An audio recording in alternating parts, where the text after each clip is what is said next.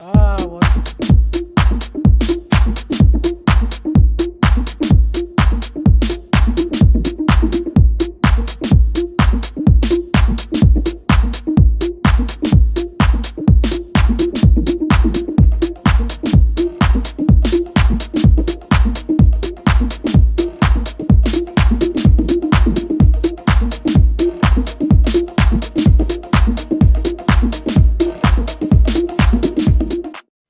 All right! All right! Ok, c'est la première fois que je voyais cette intro-là au complet.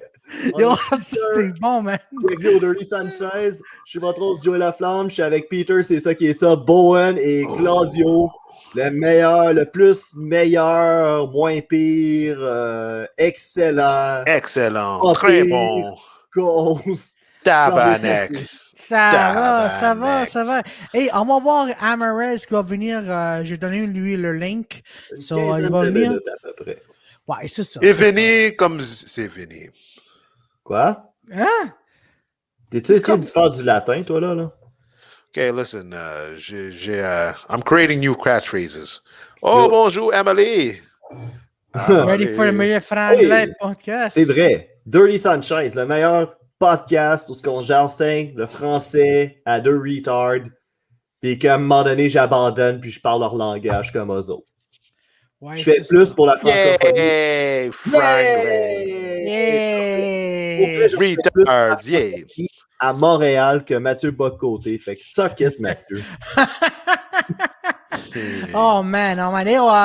Yo, so Amer va venir dans 2-3 minutes. Tu l'as déjà dit ça. Non, il m'a donné un message maintenant. Ok. Bon, ben c'est correct. Ouais, c'est ça. Tout le monde est demandé pour Amer maintenant, ok, Claudio. Maintenant, tout le monde. Ouais. Beaucoup de 300 personnes. Ouais. Les transgenres. Les transgenres, ouais. Hey, man. Pour les 3 personnes qui écoutent, 2 personnes maintenant parce qu'ils sont écœurés d'entendre nos conneries. Dans le fond, si vous écoutez ça sur YouTube, n'oubliez pas de vous inscrire, de subscribe, commenter, partager, liker, pas qu'on s'écœure puis qu'on fasse autre chose comme des plantes ou des trucs dans la main. Oh, Elmo! Yeah. Damn it, they were supposed to say hello, Carlis. Oh my god, I can't type all them. Stephanie! Don't be hard on yourself. You kind of type like 4 fucking message in a fraction of seconds. I'm really impressed. Yeah, damn it, Steph. So there's another person that was... il y a une personne qui s'est écœurée de nos niaisons encore une fois. Fait qu'on est rendu à une personne qui écoute. Aïe, bonsoir. Ça va les pas vite? Ah ouais, ça va, mon tabarnak, ça va.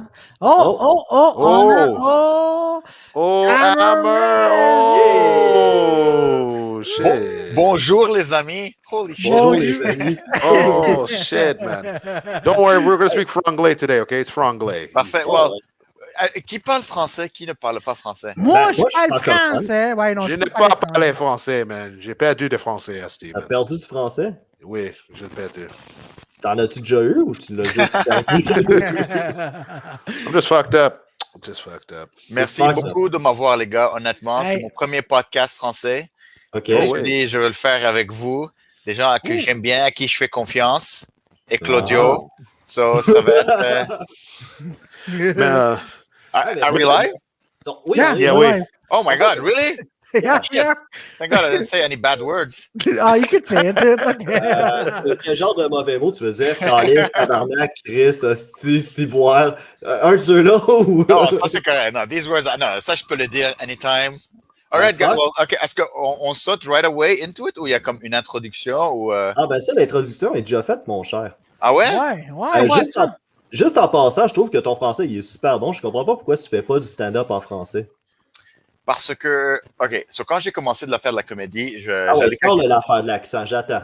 Quel accent? Toi, t'as un accent. Les gens me disent, ce qui est drôle, c'est que les francophones me disent que j'ai un accent français, puis les anglophones me disent que j'ai un accent en anglais. Ouais. So, je pense que tous les deux, ils sont c'est pas vrai. J'ai pas d'accent. Je parle un français comme Sugar Sammy dirait, un français Radio-Canada. Français international, oui. Français international, ouais. Alors, Ben, quand j'ai commencé à faire de la comédie, j'allais souvent à Gatineau pour faire des shows. Parce que Ok. c'était comme un des rares shows qui payait, puis c'était un show francophone. C'était un show bilingue. Ah, T'avais comme ok. t'avais 2-3 anglophones, puis t'avais comme 6 comédiens francophones. Et il y en avait une couple qui était excellent, mais la plupart étaient comme tellement pas bons et qui faisaient pas de sens. Puis le crowd était comme oh my god, c'est des. Comme, ok, c'est vrai, pas tout le monde est bon, mais Ouais. mais je peux pas comme hang out avec des gens qui sont aussi pas bons, mais qui reçoivent autant de rire. Tu comprends? Je peux pas. Leur ego est comme trop gros, ils se croient déjà Ouais. des superstars. So, je suis comme, non, tu sais quoi. En plus, tous mes héros sont francophones, sont anglophones. Ça fait Ouais. une couple. So, je dis, je vais le faire en anglais. Hey, c'est qui tes héros francophones? Je trouve que Louis-José Hood est Oui.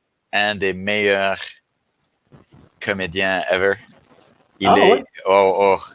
Je me rappelle, il y a peut-être comme 4 ans ou 5 ans, je suis allé voir Les Heures Verticales. Je sais pas si tu connais. Non, ça, je connais pas. OK. C'est un spectacle où il parle de comme ses parents qui commencent à vieillir. Ah, Puis j'étais dans la salle, j'étais avec mon ami Guillaume, hein, francophone, shout out. Ouais. Bon. Il en faut juste un.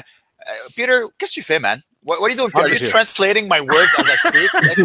No, I'm freaking. It's like, c'est quoi Gatineau? I don't know.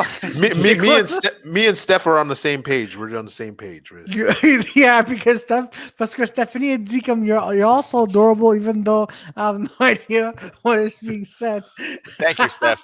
Yeah. C'est un podcast francophone, hein? Steph, c'est comme Carl Morin, mais qui a mis une photo de fille pour comme, alright, guys, je vais faire semblant qu'il y a des filles qui écoutent ce podcast. D'être un beau Oh, quand même. no, man. En tout cas, je suis allé voir Louis-José Hood et j'ai toujours trouvé drôle. Il a une belle énergie. C'est un homme. J'aime son style. Et il parlait de ses parents qui vieillissaient. Puis, genre, il a réussi. Tu sais, on pense, je sais pas pour vous, mais de temps en temps, je pense à mes parents qui commencent à être vieux. Ouais. Je suis comme fuck, ils vont mourir un jour. Mhm. Ou comme un va mourir, puis je vais devoir faire attention à l'autre. J'ai pas envie de j'ai pas envie de faire ça. Pensé, Carlis. Ok, Comment? c'est qui joue après les layouts, là? Of course! Of course he fucking. Fucking cancelled. Of course he fucking. Oh, Ouais. So, non, ouais, continue. Amer. So, puis j'ai toujours trouvé comme les meilleurs comédiens, ils prennent les moments les plus tristes de la vie, puis ils sont capables de comme trouver l'humour dedans. Puis il parlait de ses parents qui étaient en train de vieillir, puis j'étais en train de rire, puis là, j'ai commencé à pleurer. Ah ouais. Je suis comme, god damn, il y a eu très peu de comédiens qui ont réussi à me faire pleurer et rire dans le même, comme 10 minutes. Carlis, ouais. Ok. Sugar Sammy, je trouve que c'était un black belt du stand-up. Ouais, Oui. c'est ça, Ah oui. absolument. Mais Louis-José Hood, Sugar Sammy, qui d'autre? J'aimais beaucoup Gad Elmaleh. Quand je commençais la comédie, je suis comme, oh my god, quel amazing stand-up, quel amazing acteur. Puis là, t'as juste pris la liste des humoristes qui a volé. Exact. Et dit, genre, je vais aller Ouais, lister non, ma c'est table. ça que je veux Je dire. suis Ouais. fan de Mike Ward. Je pensais que c'était un fan. Non, je suis un fan de. Non, mais Mike Ward, apparemment, s'est jamais fait voler ses jokes parce qu'à un moment donné, il est allé en France. Puis, il a raconté l'anecdote une couple de fois. Puis, il avait dit à un moment donné que Gad Elmaleh, il animait une soirée. Puis là, un moment donné, il avait raconté une joke. Là, tu vois que pendant la soirée, Gad Elmaleh essayait de la faire à sa façon à lui, tu sais. Fait qu'à un moment donné, quand il arrivait en backstage, il dit « tu es souvent en France, ça, ce qui est un clou pour je m'en vais te voler ta joke, puis tu t'en rendras pas compte. » Fait que là, à un moment donné, il a dit « Toi, mon tabarnak, si tu me voles mes jokes, je te détruis, mon calice. » Fait qu'apparemment, il a jamais été game du voler une seule de ses jokes. Mais ça me rend triste, tu comprends? C'est comme... écoute, ça m'a rendu plus triste de savoir que Gad Elmaleh était un voleur de blagues que quand j'ai appris que Louis C.K. était en train de comme, se masturber devant des filles.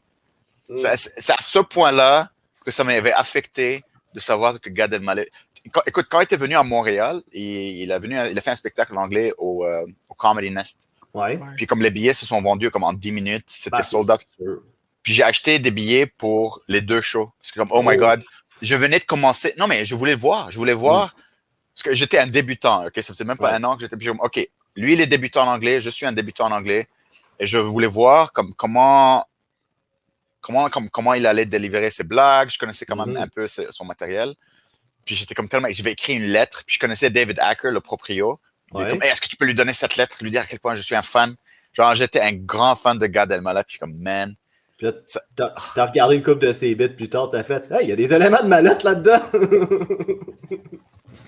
Tabarnak!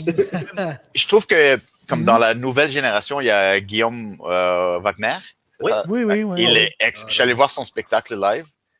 OK. Ouf! Ça fait longtemps qu'il roule sa bosse. Tu dis que c'est un nouveau, mais il me semble que je l'avais vu en 2009, 2000. Ok. Tu sais, je le connais depuis quand même un certain moment, puis dans le temps, il avait encore ses cheveux. Puis c'était quelqu'un qui était considéré comme la relève. Ça, c'est une affaire bien weird au Québec. C'est que les nouveaux humoristes, on les appelle la relève. Ça veut dire qu'ils sont encore pauvres. C'est ça que c'est. Ouais, j'ai pas mal l'impression que c'est ça. Quoique Stéphane Fallu, il est plus vraiment pauvre, puis on le considère encore comme de la relève. Fait que c'est comme l'humoriste avec le plus d'ancienneté dans la relève. Puis ça, je la comprends pas, mais en tout cas, whatever. Fait que, mais c'est ça, puis tu sais, il faisait beaucoup des jokes d'observation. Maintenant, il fait beaucoup d'humour politique, puis c'est quand même vraiment bien ce qu'il fait. Celui que j'étais allé voir, il avait pas ses cheveux. Puis il avait fini avec une scène de comment il est devenu comédien. Puis je me rappelle pas trop, mais c'était juste du acting de quelqu'un qui le bully ou quelque chose. Et c'est lui qui. Ah oui, les comebacks. Et oh my God! Puis je pense que c'était à la Place des Arts. La salle était comble et c'était comme un silence complet. C'était pas très drôle, mais c'était tellement intense. Ouais. Woo! It was good. Mais, je suis pas mal sûr que tu t'entendrais bien avec Guillaume Wagner, puis pas que je le connais personnellement, mais tous les feedbacks que j'ai de lui, apparemment, c'est un comedy nerd, massif comedy nerd. Fait que, tu sais, il connaît vraiment son humour sur le bout de ses doigts. Fait que, Je lui ai serré la main une fois. Ah ouais? Ouais, quand Doug Stanhope était venu à Montréal. Oh, Carlis! Puis j'ai manqué ça, ok, ouais. Encore une fois. Joey's hero. That's Joey's Oh, hero. yeah. He is. Oh, dude. Il y avait Darren Henwood qui faisait un set dedans, durant le show. Oh, it's amazing. Donc, je suis allé voir le show. C'était incroyable. Puis là, je regarde à ma gauche. Puis je vois Guillaume Wagner et il y a une comédienne arabe qui est très drôle aussi. Yann Cara? Non. Bien sûr, mais bon, c'est pas grave. Je pense qu'elle est algérienne, mais je suis pas certain. Mariana Mazza? Ouais. Mariana Mazza. Elle parle fort? Ouais. Ouais, c'est ça. Mariana Mazza. Ils étaient comme un crew, ils étaient 2-3. Puis je suis allé à Guillaume Wagner. Puis je suis comme, tu sais, il est tout petit, hein. Je pensais qu'il. Il me regarde. Puis là, je m'approche. Puis je suis quand même un gars. Là, je m'approche de lui. Puis comme, il me regarde comme big fan. Comme, and that's it. Yeah. Il est pas aussi extravagant dans la vraie vie qu'il est sur le stage. Ouais, apparemment, il est super gêné, mais ça, c'est souvent le cas avec beaucoup de stand-up comedians. C'est que t'as l'impression qu'ils sont vraiment genre plus grands que nature. Puis c'est ce qu'ils jouent sur scène, mais en dehors de la scène, c'est comme ils sont vraiment dans leur bulle. Puis, Ouais. Mais non, je trouve qu'au Québec, on est choyé, on a des bons comédiens. Oui. Mais comme juste la scène, je l'avais dit une fois, le public québécois aime beaucoup ces artistes. Ouais.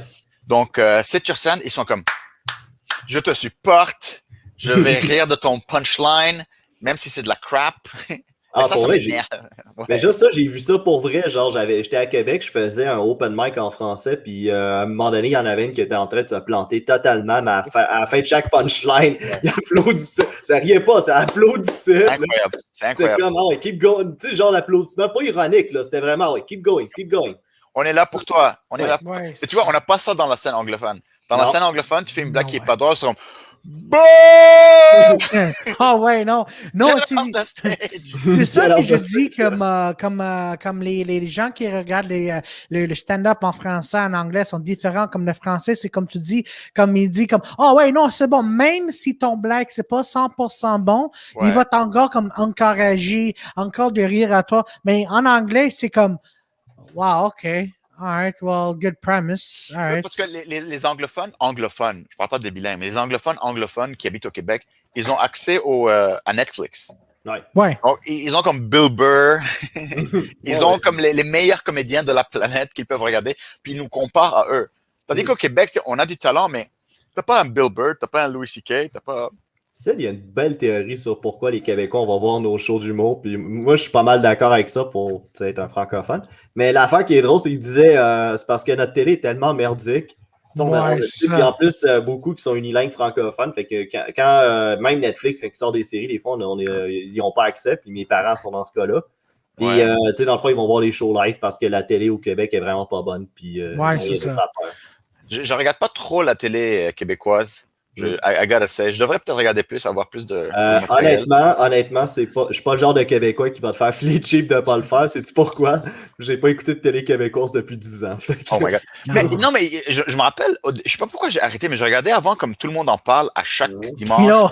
It's pretty good. C'était vraiment bon. Genre, j'avais accès à comme au intelligentsia québécoise, tu comprends? Puis je trouve que comme, par exemple, ces gars-là, une des meilleures émissions. C'est ça. Puis quand j'étais jeune, je regardais, comment ça s'appelle, Marc Labrèche, La fin du monde est à 7 heures. Oh, Chris, que c'était bon. Ça m'a comme formé en tant que comédien, tu comprends? Ouais. Quand il pense, comme, OK, qu'est-ce que je regardais quand La fin du monde est à 7 heures, je la regardais tous les jours. C'était comme mon émission. Je regardais pas Watatata, je trouvais que c'était trop fucking. C'était trop blanc, hein. J'étais encore un immigrant à l'époque. Ouais, t'écoutais-tu Testostérone? Non, je regardais La fin du monde est à 7 heures. OK. Qu'est-ce que je regardais comment ça s'appelle? Il est comme journaliste. Ah, CNM. C'est quoi CNM? CNM, c'était Canal des Nouvelles Modifiées, c'était avec Martin Petit. Je regardais Infoman, c'est ça. Infoman, ça c'est bon ça. Infoman, je regardais Infoman, je regardais La fin du monde est à 7 heures, qui est selon moi. Écoute, tout était parfait sur cette émission-là. Il y avait comme, je sais pas pourquoi, il y avait aucune règle qui était respectée. Ouais, c'était tellement une bonne époque. Ils avaient demandé à Jean Leloup pour faire la chanson thème. Ça faisait Marc Labrèche, c'est un comedic genius. Ah ouais, puis Jean-René Dufort, il allait all-in qu'il niaise. Même, je pense que c'était le père de Pierre-Carl Pelado qui était owner de la chaîne à un moment donné. Puis ce qui était arrivé, c'est que tu avais Jean-René Dufort qui l'interviewait, puis là, il disait « Ouais, c'est quoi tes objectifs? » Puis il dit « Faire fermer votre émission. » Oh, man. Et j'avais découvert, tu sais, l'humour, tu as une idée, c'est quoi l'humour? Puis là, tu découvres les autres types d'humour. Comment s'appelle le gars qui est un peu loufoque, qui est comme un peu crazy? Là, il habite au Vietnam, puis il a comme un restaurant. Ah, Bruno Blanchet. Bruno Blanchet. Si. Tu découvres Bruno Blanchet, t'es comme, what? C'est quoi ça? C'est comme le Andy Kaufman québécois, tu comprends? Ben oui, mais puis en plus, il faisait plein d'affaires dans la télé pour les enfants. Dans le fond, quand ça s'appelait Canal Famille, il y avait des émissions qui racontaient des hosties d'histoires qui n'avaient pas de bon sens. Moi, ça a fait mon enfance. Puis après ça, on se demande pourquoi je fais des jokes de viol.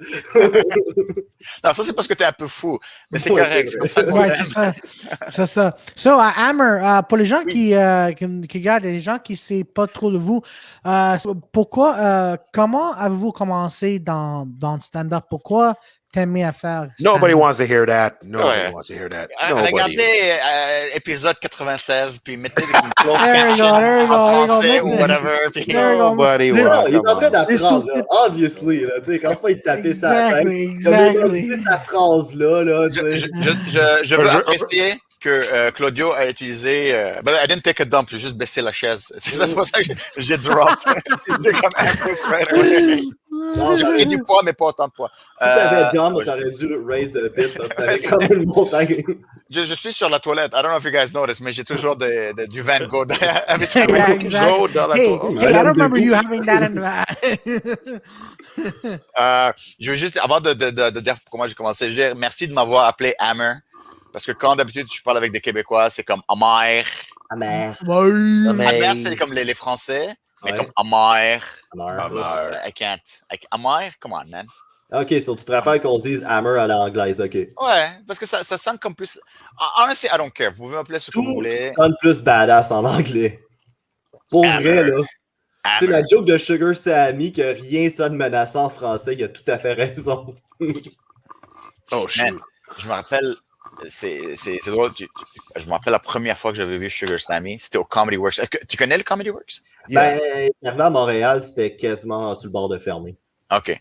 Mais est-ce que tu étais allé? Non, j'ai passé en avant une fois, par exemple. J'avais comme 18 ans ou quelque chose comme ça. Puis Sugar Sammy, il était excellent, mais il n'était pas le superstar qu'il était maintenant. Et il était venu juste faire un set. Juste un set de comme 10 minutes ou quelque chose de même. Et l'énergie qu'il avait sur scène. Genre, tu voyais toute cette énergie qu'il avait sur le petit stage du Comedy Works. Il avait ébloui le headliner. C'était même pas, il était pas humain, là. C'était comme holy moly. Il faisait ses blagues de comme les Haïtiens qui jouent au hockey. Ouais. Acting. Wow. Et ça me donne la chair de poule. Juste à me rappeler, premièrement, la connexion qu'il avait avec l'audience. Et deux, juste le matériel, c'est comme punchline. Ouais. Puis les rires n'arrêtaient pas. C'est comme il fallait qu'il arrête pour qu'on arrête de rire. Il avait le contrôle complet de la scène. Ça, c'est tellement un gars qui maîtrise bien son art parce que c'est tellement impressionnant de le regarder aller. Il peut faire du crowd work pendant 20 minutes puis se rappeler exactement où c'est qu'il était, genre, même si ça fait 20 minutes qu'il n'est plus dans son matériel. Moi, j'ai tellement la chienne de faire du crowd work souvent, j'ai l'impression, si j'en fais trop longtemps, que là, va falloir que je fasse OK, je suis rendu calice. Une bonne façon de devenir meilleur en crowd work, c'est de host. Être le host? Ah, obviously. Non. Quand t'es host, t'as plus de carte blanche de faire du crowd work. Parce que quand t'es débutant, je me considère débutant comme toi, mais comme peut-être avec une couple d'années d'avance. Quand t'es débutant, tu t'es pas supposé faire du crowd work. T'es supposé monter sur scène, faire un 10 minutes tight et sortir. Le crowd work est réservé comme pour le headliner. Tu comprends? Personne ne veut entendre le opener ou le middler faire du crowd work. Tu es là pour faire ton matériel. Alors, c'est mieux que tu travailles sur tes qualités juste comme un tight, on va dire 10 minutes. Mais si tu veux travailler sur ton crowd work, moi, je voulais travailler sur mon crowd work, deviens host. Ça, premièrement, tu réalises à quel point c'est difficile de faire du bon crowd work. Et parce que tu veux comme garder, il y a une ligne, tu veux comme les teaser un peu, mais tu veux pas trop les insulter. Et tu veux garder comme un bon rapport avec eux. It's magic. Les gens vont rire pour du crowd work, mais si tu veux faire du bon crowd work, il faut que tu sois plus drôle. Ouais, c'est ça. There's a balancing act into it. Ouais. Yeah, absolutely. Yeah. Screw it, I'm just gonna jump. I just jump in, man. I'm like, fuck it. What? Hey, it's Peter. He's here. Hey, I'm here. I understand why we kind of give up at like 80% of the podcast done and we start talking English. Yeah. Faire ce qu'on veut. Oui. Parce que ça me rend triste de voir Peter genre nous regarder comme s'il il était tombé sur un channel espagnol puis il pouvait plus changer de poste. See. No, we call it. Oui. Wait, yes. So I'm going to franglais this question. So, le Monsieur Patate, c'est pas le monsieur maintenant. So, what's your... That's it. Ça, c'est intéressant. Moi, j'ai une théorie là-dessus. Moi, je trouve que, comme maintenant, tu sais que l'expression en anglais « jump the shark », ou comme quelque chose n'est plus cool maintenant, c'est juste... C'est les gender roles, comme c'est quoi les genders, c'est devenu juste comme une façon de... C'est faire du marketing.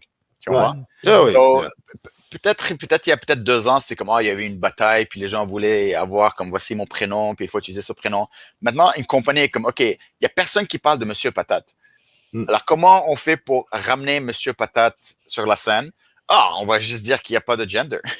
En fait, c'est même pas ça qui est arrivé. De ce que je crois comprendre qui est arrivé, c'est qu'ils ont juste fait un pack familial, genre, où tu as tous les monsieur, tu as monsieur, madame Patate. Monsieur Patate, il n'est pas parti. Il fait juste partie de ce pack-là. Maintenant, c'est Potatoes Family. Ouais, mais comme je te dis, le fait qu'ils ont décidé de faire ça, c'est juste pour ramener Monsieur Patate ou The Potato Family, genre, OK, maintenant on va... Parce que personne qui achète Monsieur Patate pour son enfant? Va mettre des lèvres sur une patate. C'est fucking crazy. T'es comme un psychopathe. T'as un sac de yeux et de sourcils et de bouche. Ça, c'est clairement une idée d'une famille pauvre, genre que tout ce qu'il y avait pour Noël, c'était une orange. Puis là, pour jouer le reste d'année, il crissait des affaires sur une patate. Là, il y a quelqu'un qui a dit, je sais ce que je vais faire un en plastique, puis je vais vendre ça à des effets de patate. C'est un jouet qui date de comme 1850, tu comprends? Non, c'est juste du marketing. C'est juste du marketing pour faire...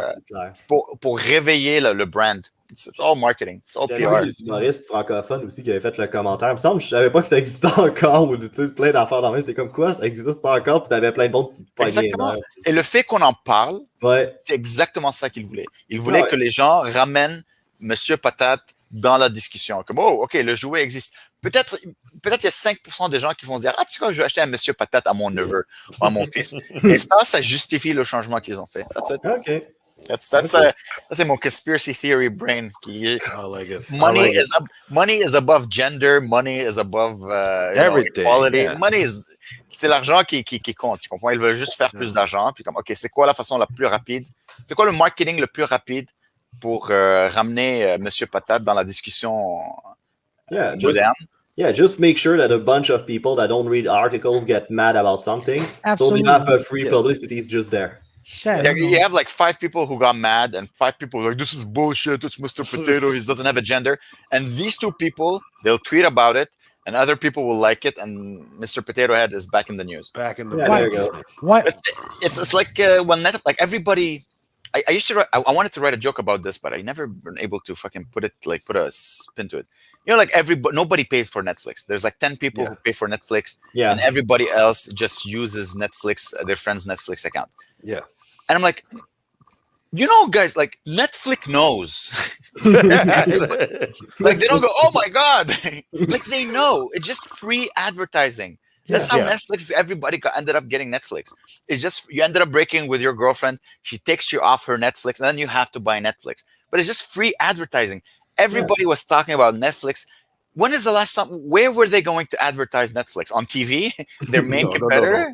No. The thing that they vowed to fucking kill. Exactly. So they're like, okay, we want everybody to be on Netflix. We'll just take a hit. And we'll just say, oh yeah, let people think that they're getting away with something illegal. Of course they know. It would literally take them like off. Like they just have to press like something off to disable it, and they just don't do it because they know this is how they became as big as they are now. Ouais, c'est tellement pas compte qu'ils offrent des packages familiaux, genre, pis t'as des accords que tu peux pousser personne dedans, puis... And that's why other brands, like I have Crave now, but I don't have Crave. It's like my girlfriend's Crave, you know? But I'm like, of course, they're doing the same thing. They just want everybody on Crave. But but if you free advertising. But if you want HBO, you have no choice but to get Crave. Yeah. In Canada. So in Canada, true, but you can still download. But I've tried Crave for South Park between two good series on HBO instead of downloading it like a fucking suckers. And actually what happened is like they were cutting the last punch out of every fucking South Park episode. And that got me mad, really, really bad. So I was like, you know what? Fuck Crave, and I stopped paying just for that. That sucks. Ah, mais et plus comme durant la pandémie, les gens doivent parler de quelque chose, you know, like it's a distraction, right? So that's what I find in the way, like, you know, talk about Mr. Potato Head, les gens disent all money. C'est ça, c'est tout l'argent. All money. Tu comprends? À quoi ça sert de parler if you don't make money out of it? It's just free marketing. Maybe I'll come out as a Zer. Guys, just to get my name out there. Maybe I'll come out as a Zer. Zer. Like, guys, I identify as a Zer. Book me on all your shows. Hey, so Amer, when do you think comedy is going to be coming back? Stage comedy going to be coming back? I don't know, man. Probably April. I don't know. I'm not a doctor. Yes, Peter. Why you raise your hand? We have an MD. We have a scientist with us. Yes, Peter. Oui, Monsieur Pierre, tu peux parler. Yes. Allez, go. Okay, just another franglais question. Okay, about the flat Earth. Like we wanted you in there. We need you in there, please. It's Joey sent me the video. He's like, you gotta watch this, and I watched maybe half of it or maybe a little less. And I have to say, guys, congratulations on your patience. Because like I don't know if Earth is flat, but he dig a hole to the the vide. Like if Earth wasn't flat, he dug a hole all the way to China. Like he was. I was trying to argue with him at the beginning, but at some point I was like, we live in two different worlds. Yeah. Yeah. No, I did that. I did that on purpose, though. Sorry. See, I'm a fan of this. I'm a fan of like if you meet a crazy person, you're just like, oh my god, just yum yum yum. I love it. Like I love giving being a fully attentive guy to a crazy person, and just like letting him talk because I'm like, I'm gonna laugh about this later. Joey's like, oh, let's do another one, and like you'll come as like the guy with the science background. Yeah. I'm like, why would I debate? Like it's like debating a Muslim, like an extreme Muslim or extreme, like it's a religion. But you're not debating. You're not debating. Most of the shit that he talk about, like he'd say it doesn't make sense for the atmosphere and everything, can be explained by gravity. But tough shit, he doesn't believe in that. So what can I say to somebody that doesn't even believe in fucking gravity? What I find crazy is that he doesn't believe in gravity. He believes Earth is flat. He believes what do you call it? The satellites are all fake. And then he believes that the stars are dead people or something. That's you're able to believe all of that, but you won't believe that Earth is a sphere. Like you're able to I'll believe all of this except this. Oh wait, Victoria had the best reaction at some point because at some point the moment she started arguing with the guy, it's when he started talking about evolution, and I'm like, I cut it up to right there. I'm like, look, Victoria, You said all this stuff. I enumerated them. You said all this stuff, and that just there you call fault. Nope. The thing was before the thing, I watched a video on flat earthers, and I didn't know that it was like that extreme. So I was like, okay. Every time I'm like trying to ask him a question. Yeah, you can't be a casual flat earther. No. You're either full flat earther or you're like, all right, I'll just believe it. Like, there's no like, I dabble. Yeah, no. But I was like, okay, because I know this. So I asked him, I'm like, okay, what about the dragon outside the home? And he's all like, oh no, it's not dragons, there's gods. I was like, oh, okay, well, that's something smart about it though, because he talked about intelligent design from the get-go, so we don't make fun of him for being a Christian. But as the interview was going, the cat was starting to get out of the bag. Yeah, no, I know. I wish him the best. Yeah. Oh, he's doing great, actually. Give us that fucking crazy guy. Give us a lot of views. It's I hope he's happy. You know what I mean? I hope he has friends. I hope he has friends. I hope he has someone who loves him. I'm sure he does. No, they have conventions. They have conventions. I hope he has around the globe. Someone who desires him. Around the globe, yeah. I hope someone who desires him, like someone who will suck his cock. You know what I mean? Like, I hope he gets love, affection, and someone like desire. That's what I hope. Honestly, I have nothing. School grad. We're happy that we live in a society where none of us have any power. Yeah, like you know, like I believe there's like 20 people who have control, like who control us, and that's it. You know, I'm happy that a guy like him doesn't have too much control.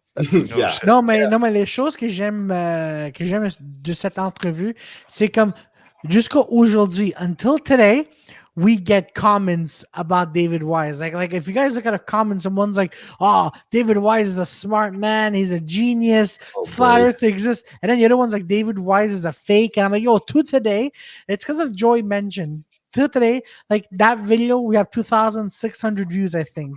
So because of him, crazy. But at the same time,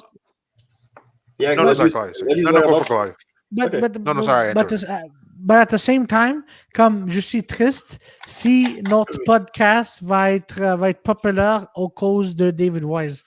Why not? Enjoy it, guys. Listen, we're all snakes. You're just like you're all energy vampires. If you get followers because of him, enjoy it. He is enjoying the attention. Yeah, absolutely. Oh, we definitely have him back. I wish like when you said guys say bye everybody, and then he turned off his camera, and like he looks around. Is it like an empty house with no soul, and he's lonely, and then he goes back to his sofa, and then he drinks. Like, like I would like to follow him for 24 hours.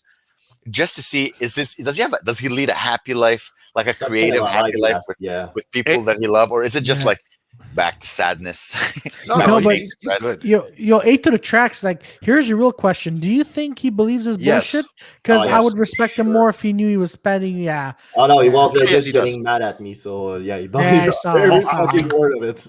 I straight said, I'm like, oh, I didn't know it was related to conspiracy theories. He's like, no, it's truth telling. And I was like, oh, okay, but the conspiracy theory. And he started getting angry. I was like, okay, all right, the truth info telling. He's like, right, and then he just keeps going. I was like, oh shit, okay. But what would have been good is like Amer on, because I know that you have been working on satellites and stuff. Not personally, but that's what just like you getting mad, being like, son of a bitch, what those years has been about. No, listen, maybe in my younger days I would have like, what? Nah, you see, I would do it one-on-one, because I like to do that like when I'm flirting with a girl or with my girlfriend. I'm like, okay, go clean the dishes. Like I'll say preposterous things just to get a reaction. Like I like to be an asshole, but him, there's sadness, like I'm like, hey man, good for you. It's okay. If we were at a party, I would definitely do exactly what you did. I would like sit, I'm like, tell me everything. But then I would go make jokes about him with my friends. Like that would be the podcast, me making jokes about him with my friends. But see, I was willing to ask. See, if I was there, I'd be like, so monsieur, pourquoi tu crois dans ça? Why are you believing this? I was hoping him to say, listen, Claudio, if you want me to tell you about the theory of flat Earth, I have to take you back to 17 BC. And I'm like, no, that's David Icke. Yeah, I know, but bro, at some point, David Icke, material, he knows what he's talking about. Yeah, but hold on, guys. At some point, they all coexist together. They Yeah, all that's true. share That's true. They all share a round theory together. No. A dome. The dome. Yeah. Don't just So, believe attends. yeah. So, attends une minute. Ils croient pas dans la Terre d'être ronde, but Wait. they believe in the that's dome. No. Yeah, wait. That's so believe in the dome. stupid. No, so it's not stupid. That's just there. You notice it. That's just a flat way of thinking. But you see, Claudio, you say it's stupid, but prove him wrong. Yeah, prove him wrong. Prove him You know wrong. what? You know what? Have you been to space? I have Have no. you been to space? No, but I have a globe. Like I'm buying. Yeah, a globe made in China. You don't know what they're doing to us. Dude, you Liars. can't debate a guy like that. He doesn't live in the same world as we do. Like, he doesn't that's believe in true. gravity. A lot of the shit, like the round earth and everything, can be explained by gravity, but the guy doesn't believe it. Yeah. Like, But he I don't thinks- remember. Does he believe other planets are flat, or does he think like No, other no, planets? No, they don't They exist. don't exist. They don't exist. Yeah, I'm saying they're so- NASA's are liars. They have the same Yeah. pictures of Jupiter for since Yeah, and Oh yeah, I it's tried to- Jupiter. yeah. It's like it hasn't changed that much. It's Jupiter. It's it didn't grow up. There's no. It didn't get fat over the years. It's Jupiter. It's Listen, Earth. If you look at it, like it didn't change. Like from far, it didn't change that much neither. Yeah. listen. His thing was, listen. If you go in a bathtub and you take off the tub, can it still hold the water? No. So Jupiter can't exist. What? Like how can it's like arguing This- that God exists or doesn't exist? You know what I mean? Yeah, Like, it's what we call a Byzantine conversation. Yeah. that's nice. That's an insult to Byzantines. Actually, I'm offended. This is one part of the world. But then I My told ancestors are We're actually arguing if it was okay to show a picture of Jesus or not, and they were killing each other about it. So Pretty much the same. It's crazy. Listen, as I said, I'm happy he has a community where he feels safe sharing his ideas. I believe in free speech, every sense of the word. Let him say whatever he wants. Idiots are always gonna go for idiots. So he's not. I'm pretty sure he's a smart guy elsewhere. Yeah, he's a fucking good debater, though. Like, Yeah, I of cannot course. take it away from him. Like, he's really good. His point, not logic, but okay, fine. no. Actually, no. He's not a good debater. No, actually, no. He is a good debater, but I'd say he's an okay debater. Mhm. But if you say anything that, like, let's say if you say something He's about a gravity. master debater. All right, I'm sorry.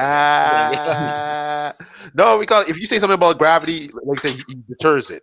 And then I said, okay, if we were to go to space, how far would we have to go for you to prove that it's round or it's flat?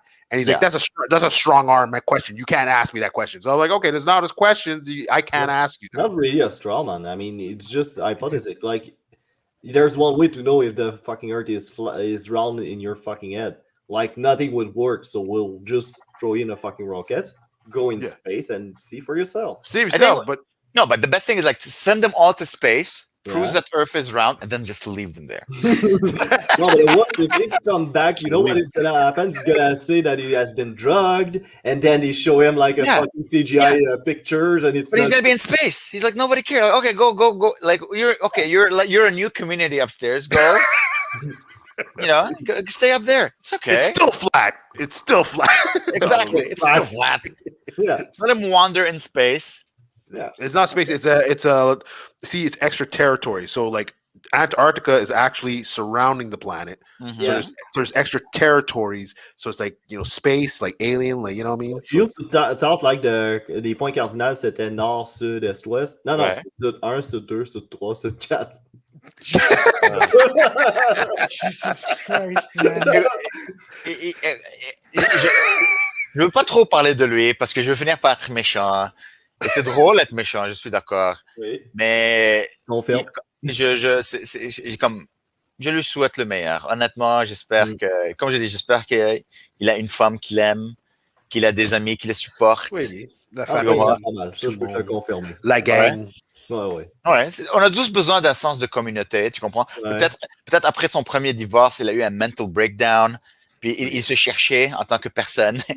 And he stumbled on Flat Earth, tu comprends? C'est ça. On va dire ça. OK, yeah, there we I go. wish him the best, tu vois? I wish him the There we go. best. I wish him the best. Ah. Je suis jaloux à quel point il est capable d'être confiant dans ses arguments. Je sais pas Oui, pour ça, vous, oui. quand je fais une blague sur le stage, puis comme quand j'ai pas comme un rire à chaque 10 secondes, je perds confiance dans mes blagues. J'abandonne la blague, je la dis plus. Mais lui, il est comme capable de comme continuer et ne pas arrêter. Puis je suis comme, man, I wish I had that confidence in myself and my idiocy. Oh wait, this guy is so fucking confident about He's confident. Yeah, he Would love said to be that he confident. argued with a rocket scientist and he called him a fucking idiot on our podcast. I know, I'm like, C'est impressive. yo, j'étais comme yo. Yeah. Cette gars, il a un degré comme Well, David Wise. Does he Yeah, I have a was alone degree? with Peter at the end. No, he's a business guy. business guy. Me and Peter were talking alone and we're like, yeah, do we still believe the earth is round and whatever? So I said, yeah, I'm dumb as a rocket scientist. I will say it's round as it's spinning around the sun. You're damn dumb. Look, listen, he traded his six-figure job to prove that the earth is flat. Well, dude, is I traded my really six-figure job to say dick jokes. So I understand will. I understand the need. I understand delusion. Thank you, Jofo. I understand believing in something that is greater than you. I get this, you know. I have this inside me. He just went in a way that, you know, different. I'm lucky I discovered, like, all right, I want to be a stand-up comedian. I would be another fucking flat earther. If I stumbled on the wrong YouTube video, I would be a flat earther right now. I'm like, guys, you don't understand. My friends on Reddit, we all believe the same. It's like those smiley faces. Like, I don't know why they're round. I don't understand. When I search Google why the earth is flat, 10 reasons the earth is flat, I find all the proof I need. Exactly. I don't understand why people still believe it's round. What's a 3D video game? It's only 2D. It's only two. It's only flat plane. Oh boy. I'm not a video game guys, but sure I'll See, man. Sure, That's Claudio, I see that there's a poster of a movie behind you. yes. That's new. That wasn't there last time we spoke, was it? No, wasn't there? No, quand on avait parlé, comme j'avais pas les équipements d'un podcast, j'étais comme, tu sais quoi, on va peut-être être ici comme un autre 5-6 mois. Je faisais comme, tu sais quoi, parce que maintenant, c'est les choses virtuelles sur ligne qui va compter. Les stand-up va être sur ligne, le podcast va être sur ligne. J'ai tourné ma chambre dans une petite station podcast comme... Attends une minute. Comme là, sur mon shelf, j'ai comme les 2 microphones. Et puis ça, c'est... comme un poster, that's ouais, c'est ça, un poster. C'est ça, man. C'est ça, un poster de Dunkirk. It's gonna take the podcast There to you another go. level, guys. There you go, Guy, there you whatever go. the fuck his name is, watch out. There you go, J'ai there you vu go. le studio de C'est la Pantelis nouveau. qui dit c'est exactement ça que ça me prend. C'est ça. C'est comme le studio Pantelis, mais sur un budget cut. Ouais. C'est quoi l'équipement que tu avais besoin? Du scotch tape pour comme mettre le poster? I don't understand. Wait, un peu de scotch tape. I'm so mean to you, Claudio, but you know, I love you. I make jokes, but it's affection. I don't know how to show affection, so this is how I show affection. You can ask my girlfriend. I shit on her all the time. That's how good. Oh, do you have video? Real quick, let me tell you. Oh man. Oh shit, goddamn. T'as jamais répondu vraiment comment t'as commencé à faire. Ah oui, c'est vrai. OK. 30 ans, j'avais une job, j'étais un ingénieur en aérospatial. En effet, je travaillais sur des satellites. Cool. Et j'avais fait un peu d'impro. J'étais assis avec mon ami. On déjeunait ensemble, on faisait un petit brunch ensemble. Et ça, c'est à l'époque où je pouvais me payer comme un brunch dans un restaurant. C'était comme les belles années avec un bon salaire. Et mon ami, il est comme « You should do stand-up, you're very funny ». Il est ukrainien, donc il a comme un thick accent ukrainien. Mm-hmm. Alors, je dis « All right ». Là, j'ai fait mon premier open mic, puis j'ai vraiment aimé ça. Je pense que j'ai bien fait la première fois, c'était correct. Après, c'est comme 2 ans de comme juste pure garbage, mais la première fois, c'était bien. Et je suis devenu comme obsessed with it. J'étais à la job et tout ce que je faisais, c'est genre j'écoutais des podcasts sur comment écrire une blague, je lisais des livres sur la théorie de l'humour. J'arrivais même plus à me comme concentrer à la job. Puis c'est drôle, à la même époque, je commençais à fumer du pot. OK. Puis genre, je commençais à prendre des champignons magiques. Puis là, c'est comme ça, ouvert. plein de portes et le bol de toilette. Ça a ouvert tout dans ma tête. Il y avait Alors, toutes les portes de ton chakra. tous les holes qui étaient dans mon cerveau started opening et j'arrivais plus à me concentrer à ma job. Puis j'aimais quand même assez bien ce que je fais. C'est juste que j'arrivais plus à me concentrer. Puis I wasn't. How can I say this? Il faut être quand même assidu dans son travail quand tu es ingénieur, parce que c'est des projets qui coûtent comme 500 millions de dollars pour un satellite, and you can't fuck up. Puis I was feeling bad que j'étais pas capable de faire ma job comme du monde. Alors là, j'ai pris comme une année sabbatique, juste pour, OK, qu'est-ce que je veux faire dans ma vie et tout. Pendant cette année, I was a loser, je faisais rien, je fumais du pot, je prenais des mushrooms, puis je faisais des open mic. C'est tout ce que je faisais 4-5 fois par jour, and I was just bombing, just terribly. La première fois que je me suis filmé sur le stage, c'était au McLean's, devant 4 personnes. Et c'était la première fois où je bombe, mais comme un bombing où t'as des sueurs. Oh, wow. Comme j'étais en train de suer. Ouais, c'est ça. Puis genre, il y avait comme 3 personnes, puis il n'y a personne qui riait. Je parlais de mes hémorroïdes. C'était comme juste... c'était juste un disaster. C'est la première fois que je me filmais. Je pense que j'ai regardé cette vidéo une fois, puis je l'ai jamais regardé ever again. Mais j'aimais le processus, puis I was enjoying being addicted to it. I was enjoying just falling in love with the process, writing joke, being creative. That was a lot of fun. And that's pretty much it. Then I continued and I persevered and I got better and I got better. And you meet funny people like Gabriel. I think he's just... Shout out to Gabriel Omasi, guys. Follow him on. I watch your shows. With the IQ test. Yes, yeah. I didn't watch it. How it went? Yeah, we're retarded, basically. I'm pretty sure, because it's not a summation. 1 + 1 is not equal to 1 + 1 is like 0.75. Apparently, this is what we find. Like his smarts and my smart doesn't lead to something bigger. But it's fun, so that's what counts, Yeah, exactly. So yeah, I just continued doing it, and I loved it. And then I met cool people. As I said, I met Gabe, I met Sid. And when I met Sid, he was like a newbie, and like he just started working at the Comedy Works back then.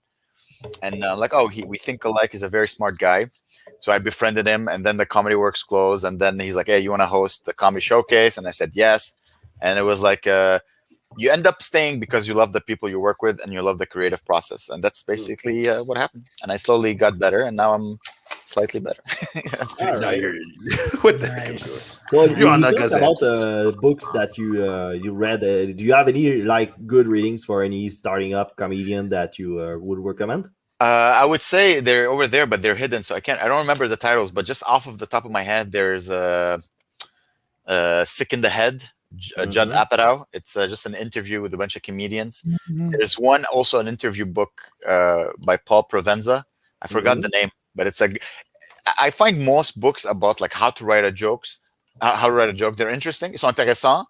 J'essaie de comme switch à français. Ils sont intéressants, mais tu finis par comme écrire la même blague à chaque fois. Je trouve que les meilleurs livres sur le stand-up, c'est des livres d'entrevue, où c'est comme quelqu'un qui aime le stand-up, qui est un nerd du stand-up, qui demande à d'autres stand-up comédiennes juste comme parle-moi de ton processus, parle-moi comment tu penses. Je trouve que ces livres-là ou ces interviews-là sont plus intéressants que comme écrire comme comment c'est quoi la théorie de la blague puis l'élément de ça. C'est important. C'est important que tu le lises, mais c'est plus important, je trouve, que de lire des entrevues de stand-up comedians. So ouais, Sick in the Head, le livre de Paul Provenza.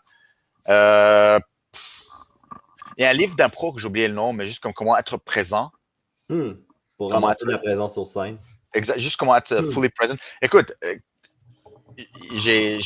pendant l'année, comme les 2 ans où je foutais un peu rien, et j'étais comme devenu obsessed à être in flow. Genre, je commençais à méditer. Je suis allé à comme une place pour méditer pendant 2 semaines dans un silence complet. I was like really searching for genre how to be really present at all times, parce que je trouvais que j'étais meilleur. Quand je veux juste réciter mes blagues, il n'y a personne qui riait. Mais quand j'étais présent avec le audience, tu comprends, je disais la blague comme si c'était la première fois que je le disais. Il y avait comme c'est un moment unique que j'ai créé au lieu de juste réciter un texte. Ça avait plus l'air d'être au milieu d'une conversation. Ça exactement. J'ai lu Ram Dass. Je suis devenu comme un peu trop grano. Comme d'aller dans une extrême, puis là, lentement, je suis revenu à comme un mode plus normal. Mais chacun a son propre trajet, you know? Il faut juste... Plus normal. Ouais, if you can say so, ouais. Yeah, if there's such thing in comedy. Ouais, mais non, mais j'étais comme... C'est devenu trop comme everything is love, everything is peace. Ah, fuck. You must have been annoying back then. Oh my God. So, dude, je me rappelle une fois, j'avais pris comme 0.5 grammes de mushrooms. Juste comme for fun. Puis je suis allé au McLean's. Et vous connaissez Harrison Weinreb, right? Tout le monde connaît Harrison Weinreb. Ça doit être quelque chose. Un des meilleurs comédiens dans la ville. Et je pense qu'il était en train de host la soirée. Puis j'arrive au McLean's, puis comme le mushroom a commencé à fonctionner. Et je me rappelle, je regardais Harrison, puis il était en train de comme briller. So, j'étais juste en train de le regarder, juste wow. Tu sais, il avait comme 18 ans, puis j'avais comme 33 ans. T'étais là en train de le regarder. Je sentais comme, man, cet être est magique. Genre, je suis comme, wow. Genre, je regarde les yeux de Pete McCroft, comme, and I'm getting lost in his eyes. I'm like, and he's like, what the fuck, bro? It was not. Peut-être comme à l'époque, les comédiens, genre, ils bandaient ensemble, donc ils allaient comme boire dans les alleyways. Puis moi, j'étais comme la. Heureusement que j'ai survécu. Honnêtement, heureusement que je me suis pas, j'ai pas quitté. Mais ouais, chacun son. Je pense que ce que vous faites, c'est vraiment cool. Le fait de faire des podcasts, ça vous habitue à parler. Ouais, être plus spontané, puis tu sais, surtout être intéressant à parler pendant un certain moment, puis tu sais, être à l'aise aussi avec les silences, puis comment faire les segways. Ouais, c'est ça. C'est ça. Hey, non, ça, j'ai passé de le vieux Comedy Works, man, et aussi Massimo a fait une vidéo parce qu'il a dit comme il y avait des humoristes qui sont allés derrière le Comedy Works, mais c'était tout empty, like it was all torn down, and man, it's sad, man. Like passing by the old Comedy Works, c'est triste. J'étais comme non. C'est la maison où j'ai découvert. Parce que Sid didn't care. At the end, he's like, he used to give me shots. Genre, je suis comme, non, j'aime pas boire avant de monter sur scène. Il est comme, come on, have a shot. Puis là, il me donnait comme 2 shots. Là, je montais sur scène. Puis j'étais comme, je me rappelle une fois, je monte sur scène et j'étais juste en train de pivoter. 2 shots? Non. 2 shots? Premièrement, je bois pas beaucoup. Ça, c'est un. Donc, juste comme 1 ou 2 shots, déjà que j'en ai fait. Mais c'est comme 2 shots, plus une bière, plus il me donne un petit chocolat avec de la... Dude, c'était... Là, lui, genre, I was bombing, puis il était juste le seul en train de rire en arrière. Je me rappelle juste en train de comme pivoter, juste comme moi. Là, je réalise que je pivote, je suis comme, je devrais arrêter de pivoter. Là, comme j'arrête, comme, ok, ça fait vraiment trop longtemps que j'ai arrêté de parler. Là, je continue. Oh man, ça c'est bon. Ces moments où rien ne fait du sens, où tu essaies des choses qui fonctionnent pas toujours, sont quand même assez importants pour le développement d'un caractère. Parce que moi, je venais dans un monde où mon côté drôle, tu sais, je l'avais juste out of work. Genre, à la job, j'étais quand même assez sérieux. Tu sais, tu peux pas trop être drôle. Puis genre, j'étais drôle avec mes amis, j'étais drôle comme dans des bars et tout ça, mais j'étais pas drôle at work. Là, je prenais la comédie comme si c'était une job.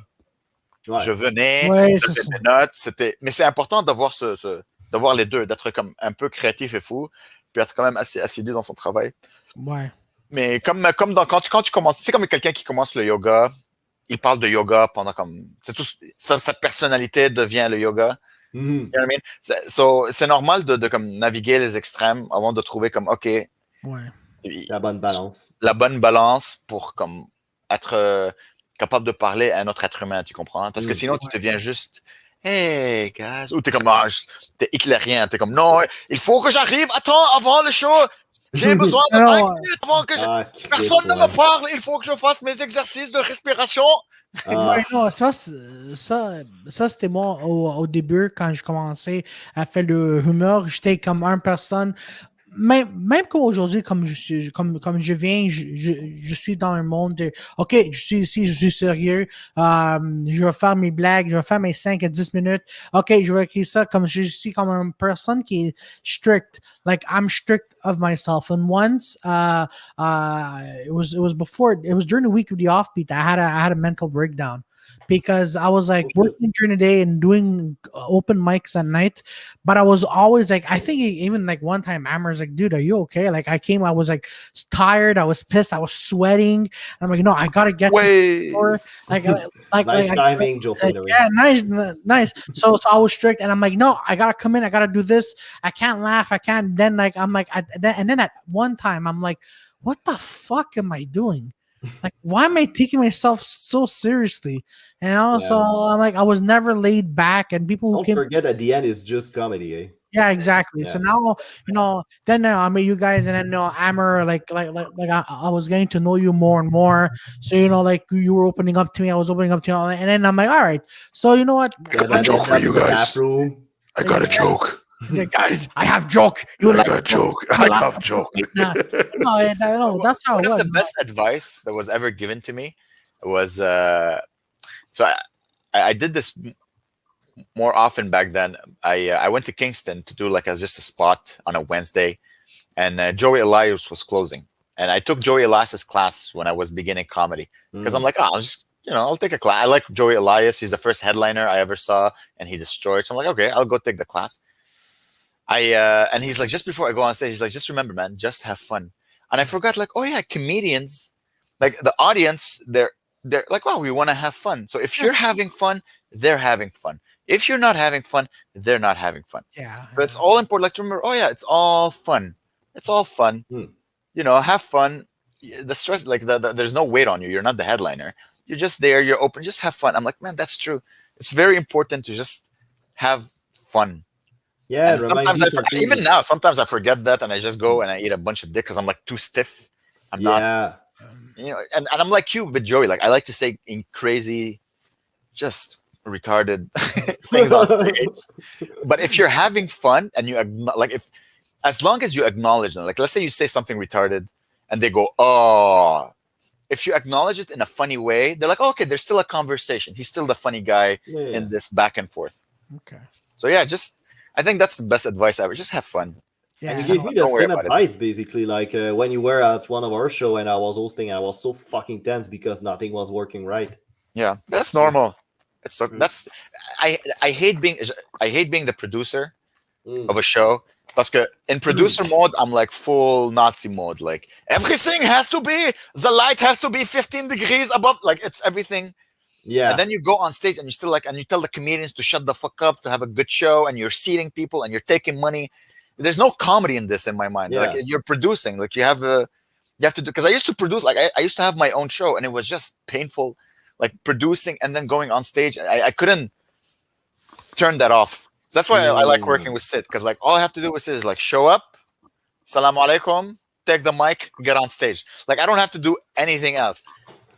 That's the best part. If you can work with somebody who just wants to be the producer, that's the best. So you can just focus on the comedy. It's the best. That's a fucking good advice, though. Like let's say you're hosting a Dirty Four, then maybe you should have like the other boys take care of all the, like let's say you're hosting it, they take care of the producing, so you just have to focus on like being chill, relax. You're the host for the evening. You're there to make people laugh. That's my advice. Yeah, you guys are lucky. You're like 4 people working together. That's pretty good. Yeah. So less work for one guy to make all that shit happen. Distribute the, like have somebody take care of the money, have somebody seat the people, have somebody make sure like all the technical stuff are working, and your only job that evening is to be funny and to be a good host. You'll still feel stressed, but it'll like with time you'll be like, all right, you'll know how to dissociate slowly. I'll teach you breathing exercises if you want. I still bombed. No, you still bombed? Peter, dude, every one of my friends who've seen this video, they tell me you're their favorite. So you can't. They love you. They love you. They love Claudio. No opinions on Joey for some reason. I don't know why. They have kids. That's why. That's the problem. Like, no, my kids can't hear this. They can't hear it. Oh, Jesus Christ! No, it was. It's something. Juste être un humoriste, c'est fun. Like a lot of people ask me, it's like, bro, like, pourquoi tu veux faire un humoriste, t'es pas un clown? J'étais comme, parce que tu veux pas aller en prison. Ouais. I have a feeling that's an inside joke. Something. Oh, you were there. It was at one of Sid's show. There were a guy that was asked, yeah, why do you do comedy? And it's like, because I don't want to go to jail. And we all start laughing at the same time. God, There were some shady people. Like I love the owners and I love the bar, but holy moly, there were some shady people at that bar sometimes. Like white shady, you know what I mean? Like it's not the same as the like brown shady or black shady. White shady, they're like, oh shit, you know, like they're comfortable being shady in in their own country. It's not the same when you're like, you know, when you're an immigrant. Like they're like, yeah, I'm allowed to fucking kill people. Like there's a privilege to being a white shady person that brown people we don't have yet. You know, like white privilege in crime. Yeah, white privilege. There is white privilege in crime, man. Yeah. Oh no, they let a lot of things slip, man. They let a lot of. Yeah, exactly. I was like, oh shit. They loved me. Like the owner, he loved me. He's like, man, I want to hire you. I want you. I'm like, no. What? No. Sid, I don't want to. Where's the bulletproof vest? Yeah. Then I'll join. It wasn't like it wasn't the owners, but like there were some of the clientele that, you know, like after the show you're chilling outside and the guy would come like, hey, you gotta listen to the story. One time I got I bashed this guy's head. I'm like, huh? You know, I was into it, like, you know, I'm like, what? Yeah, you know, I did a couple of years in prison, but you know, now it's out. And then he would have like a stripper as a girlfriend. I'm like, fuck. And I found God. I'm like, God damn, you still bashing people's faces and then he would show you like the tattoos of like people's name and dates. I'm like, oh, okay, I guess these people are dead now. Yeah. I can't ask too many questions. I found God. I work for him. I send him people so he can work. Exactly. No, but I was a recruiter for the devil, whatever. But no, shady people, you know. I remember when I was doing my set, my usually Italian set, I get off after and going, hey, you're fucking good, bro. You're fucking good, Louis. This guy's fucking good. I'm like, He gives you a come on, Claudio. You were just happy somebody was saying that you're good. Get out of here. Yeah, they love me. Yeah, they love me. I'm like, yeah. By the way, yeah. I know a girl, she loves you. She's Italian. She's like, oh my God, Claudio is the funniest guy I know. And apparently she's cute. She's a friend of friend of my girlfriend. Fuck, I was about to say friend of a friend. She would have fucking. Look at him taking a more leisure posture. Like now you say that. All right, Amer, you and I have become close right now, so keep going. So there's as I said, there's an Italian girl. She thinks you're fucking hilarious, and probably she likes that whole like energy you have. You know, probably fucking huge hands that you own. Once I was fist bumping, not fisting. I was fist bumping Claudio, and I swear, like we did this. He has an extra knuckle, like we're at the bottom, like the little finger with the little finger, and he has like an extra finger. It's just popping. Yeah, your cock is huge, Claudio. How big is your cock? Come on, just how big is your cock? Oh, show us. No, okay. Just next time I come over, Amer, I'll show you. What? Why? Do you want followers? Or you want followers? Listen to me. You're gonna get us banned from Maybe YouTube. This Italian girl, she's watching right now. She's like, come on, Claudio, give me the goods. Show me the money. If it's big enough to write the dirty 4 on it, it's big enough. Like I know Peter is among the dirty 4, but Claudio has the black cock. Let's be honest. Claudio is the owner of the Magnum XL cock right now. Got it. I was hoping you guys would laugh more at this, but it was like there was a lot of I actually have it. White silence, but you pack it No, too. it's like, no, I didn't have it, so it's like you know, it's not magical. No, not magical. Having a big dick. What do you mean? Oh no. Having a big dick is like a problem, man. You could if you let's say if you have 4-hour erection, like you're dead. Like so, it's like all that blood. What? Blood. What happened? He's just got an erection, and like the blood just went from his brain, so he's like not making any sense right now. Our erection, bro. Me want to fuck. And he's gonna pass out now. Like he's gonna fall. Yo, and you'll just be like a cock. You're like he'll pass out. Just like, Peter's at that age, man. Where the cock will just pop, and he's like, "Hello." And Peter's, you see him, he's like. Like Peter has a boner No, again. I won't lose breath. I just pass out. Yeah. Somebody knocking on his door is just like the girl fans who are watching the show right now. They're like, "Hi." It's the one old lady. Let's go. It's the one old lady. She's like, yeah. One old lady. Oh man. I always wanted to do some horse. Who doesn't love the Godfather host? That's because they have kids. God, Godfather. Oh man, Jofo in the ring. Watch that episode, you guys, with the Godfather. I miss that guy. It's like it's an old wrestler. It's an old wrestler they interviewed, and he was like a pimp on wrestling. Oh, so you cool. just bring a bunch of hoes, and he'd be like, "He's like, everybody get on the hoe train." The kids are all like, "Yeah, get on the hoe train." And like, at some point, he was Papa Shango too, so he was a pretty big deal in wrestling. yeah, back in the day. Yeah. Nice. That's nice. I never got into wrestling. It's Really? yeah. I don't know. It's like the only soap acceptable for a white man to watch. Yeah, it's just like the whole soap opera, whether it's for girls or guys, are like, it's just not. Like, I respect them as athletes. Yeah. I respect like the art form, but like the idea of like following the story and this guy went and I'm like, ugh. Can you imagine MMA? Like, you slept with my girlfriend, we're going to fight for her, and it's like It's kind of like this right now. Yeah, Like, let's be it's honest. Like, it's not far from this. Oh no, MMA has that. They have that. I think it's with Tim Sylvia and Andre Arlovsky. I think it's an old interview. I guess one of them slept with his ex.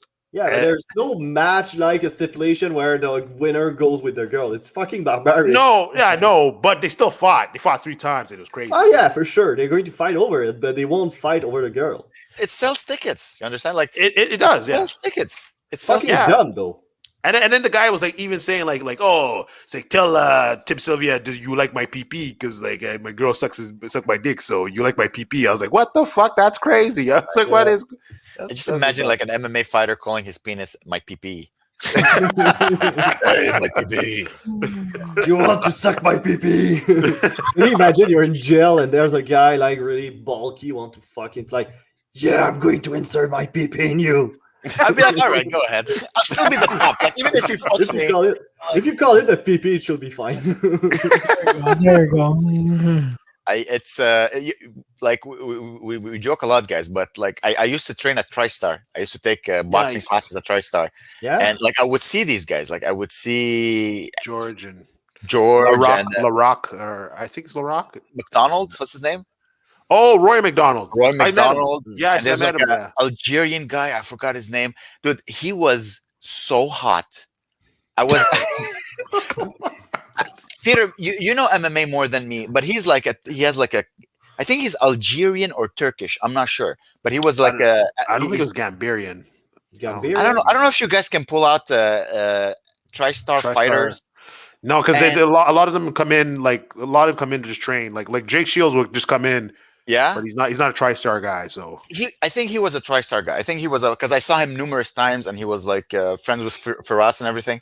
Yeah. I remember I was in the changing room, and I was like, I look disgusting naked. Like I'm not gonna lie to you guys. This from the neck down, it's just not. It's just hair and fat, and I remember he was like taking off, and I was just guys, I'll be honest with you. I'll share something. I don't think I shared with a lot of people, but I used to like microdose before going to my boxing classes. So I used to take like 0.3 grams of mushrooms, and then I would like take it, and then I would just take it right before I leave home.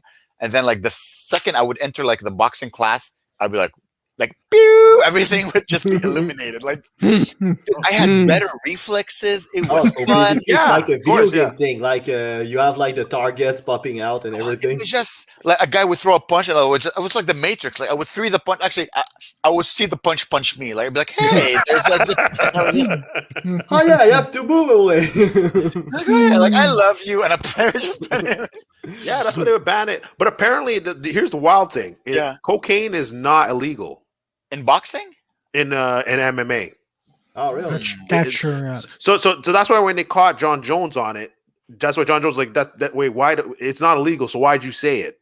And then that's when he's like, oh, they're against me because they're saying stuff that are not illegal. I didn't know that. But how could they like include all the drugs but not cocaine? Yeah, just cocaine, and now they're trying to take out weed. I think weed is out. Peruvian accident, because in Peru they actually drink tea out of cocaine. So basically, I know that happened in some sport activities where people were detected with cocaine, but they just drank that. Yeah, but it, no, in MMA Something is is weird. odd. I don't know. I would double check this. We need a Jamie on this podcast just to review that. Yeah, but like the weed I think is just being legalized because Yeah. there's two like Nick and Nate Diaz used to get caught all the time. Nick was actually the biggest one because I think I went to the White House. They had to do a petition to cut the ban. Legalized weed. Yeah, but the weed, but the cocaine is legal. So All right. Okay, let's go back to my slightly homosexual. TriStar. So you wanted to let's do.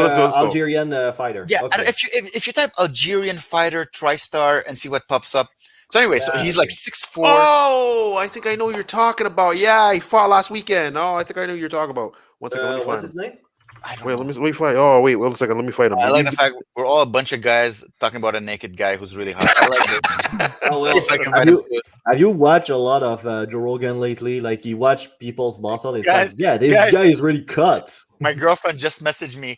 Just a friend? Your girlfriend is awesome. Your girlfriend is awesome. Friend?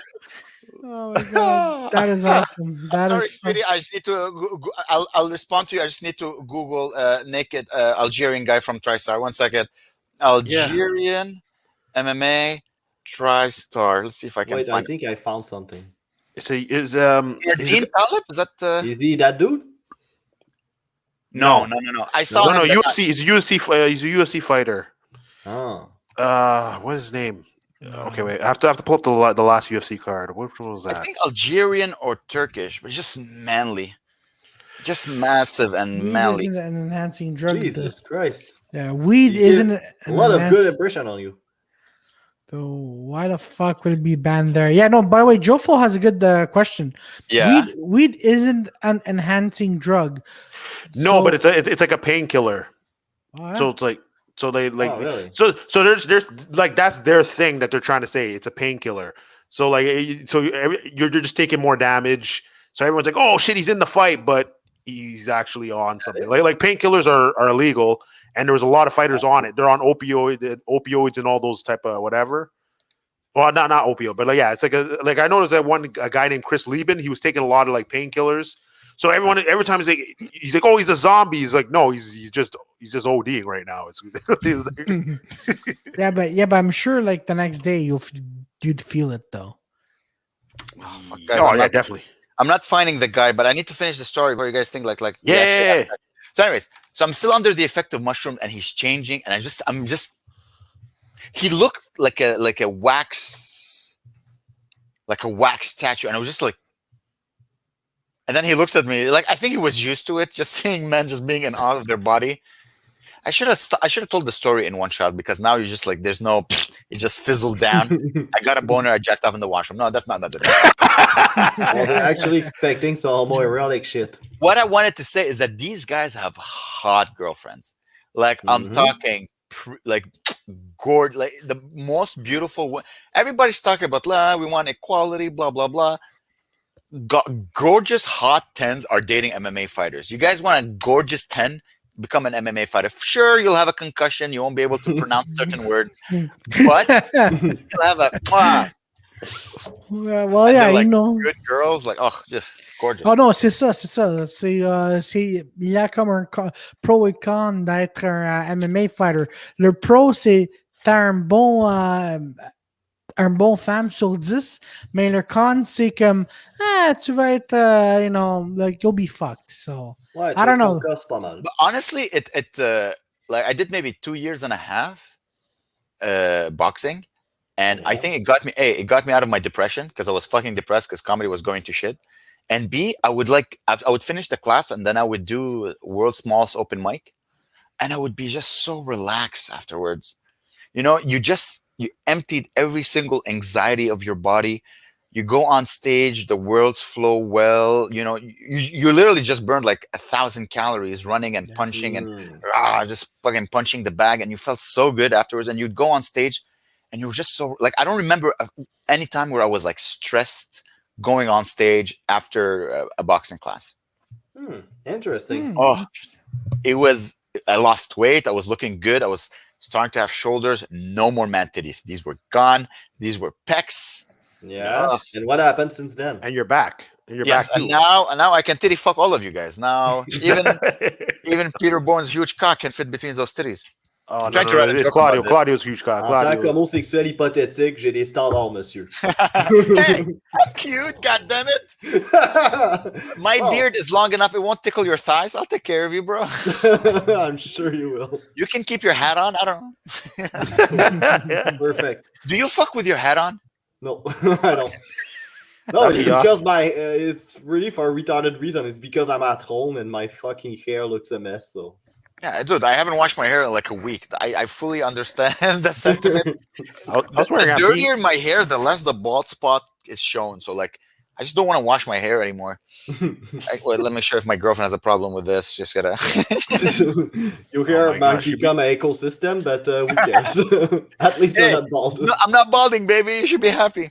Yeah, but you have fleas around it. Yeah, it's okay. They're friends. It's the closest I'll ever get to a threesome. So it's okay. I just accept it. Is this supposed to be a French podcast? What happened? We made the switch. I somewhere did. in the I middle. did. I told you like you 5 Congo. times at the beginning, like at 80% in the podcast, we kind of switched to English for some reason. Is that what happened usually? Like with Santi, I didn't watch it. I'm not gonna let you guys. Did you switch to English halfway through? Santi? Yeah, we did. We did. Yeah. Yeah, a little bit. Yeah, a little bit. Yeah. But no, ça c'est bon. I'm Parce a bad que, teacher. I gave up way too easily. non, mais ça c'est bon parce que le mardi, ça va être. On fait franglais un peu. Okay. Et dimanche, ça va être 100% anglais. So, so that's why like, on a pensé à faire ça. What about you guys? Comment votre podcast, genre, vous avez comme 6 podcasts par semaine qui sortent. Vous commencez à avoir quand même un certain. On est comme le Wu-Tang Clan du podcast parce qu'on Hey. est Ouais, fait que c'est facile après ça de notre bord de se faire chacun un projet. Comme moi, le samedi, j'ai le Saturday Afternoon Podcast où c'est un podcast anglophone où je suis seul avec un invité. Puis j'ai essayé tout seul à un moment donné. Puis c'était un peu n'importe quoi. Fait que c'est pour ça que j'ai décidé d'avoir des invités pour me forcer à avoir une structure. Il y a Claudio, lui, il y a Movie Trivia le jeudi, je pense. Ouais, vous êtes comme Oui, c'est ça. Une station télé, là, genre vous avez comme vous devriez avoir comme un qui est comme super libéral, puis comme un qui est super conservateur, comme juste play those games. Ouais, ça va être moi je vais être libéral, Joey va être super Non, t'es pas conservateur. assez libéral, Claudio. Non. Il Non, faut comme t'es un pas avec libéral. comme gender fluid. Un jour c'est comme un homme, puis le lendemain c'est genre super liberal. You gotta Moi, je go. vote pour Peter pour ça. Puis comme non, ouais peut-être. Et Ouais, pour comme parce que imagine Peter comme Kyle Morin or something, just like another. Imagine Peter devenir genre all of a sudden like that strong independent black lady. Yes. Yeah. Peter disconnected for a second and he just came back when he said strong and like what? What? I was like looking for the Canadian fighter. I was like, what are you doing? No, I'll be like the pro-Trump guy. I'll just come in. The pro-Trump guy. Wow, dude, a black pro-Trump guy? That's like Candace Owens. You'll be Yeah, the Kanye next West. Dan Bongino. Who? Dan Bongino. He's pro-Trump. Is he? I don't know. Yeah. Italian, Well, he's American. He doesn't consider himself as Italian, but basically he hates Obama, but he loves Trump. And he was a national Which kind of security. makes sense. Yeah, he was a national security agent for Obama. And then like at some episodes, he goes, he bashes Obama. Goes, he wasn't a good president, but I still had to work for him. I didn't see him. I don't get along with him, but I was still happy going to work. And Trump, like I love Trump. Trump reminded me. I'm like, oh god damn. Can we just cut this and just remove the fact that Claudio is talking about another guy talking? Oh, for sure. And just have like Sure. Claudio finally saying he's honest, like what he thinks about Donald Trump and Barack Obama. Hey. Like, I don't Barack like this Obama. guy. I love Trump. Just cut it short and just post it. And Yeah, like you had for sure. somebody else as doing a voiceover being like, Candace Owens. Barack Obama was a lizard man. I don't trust him. Yeah. Trump would free us and shit like that. Hey, Yeah. Claudio, can you do an imitation of Hitler just for fun? Just like let's say you were Hitler. I can't Press record. I can't imitate Hitler. I don't know. Go on, man. I can't do it. I don't know. Come on, you're Italian. Just be like Westmount's looking a little bit too liberal for us. What do you think of the Jews, Hitler? Yeah, that's where they live in Fuck Westmount. them! In Westmount, yeah, just take them out. They are good people. They are respectable. And this is where we get canceled. Wait, no, wait. I was saying the opposite of what you're talking No, about. don't get nervous, Clyde. Yeah, that would be funny if there was. Oh God, that would be a good sketch. Like a guy who had the same intensity as Hitler, but he was like just pro love and like pro Jews. Is like they are part of this society. They need to be included in everything. We have to stop. See, he was a bad guy. Misinformation. He was a bad guy, but I would say Mussolini. Mussolini was. Oh, there you go. There he goes. Yeah, there's Mussolini then. Oh yeah, for sure. Try to do Mussolini, man. Yeah, try doing Mussolini. Yeah. I don't know how to do it. Just come in. Do you know who Mussolini is, Claudio? I know who Mussolini is. I just can't imitate him. He's one of the greatest Italian that ever lived. Yeah. You know, I don't know. Guys, you should.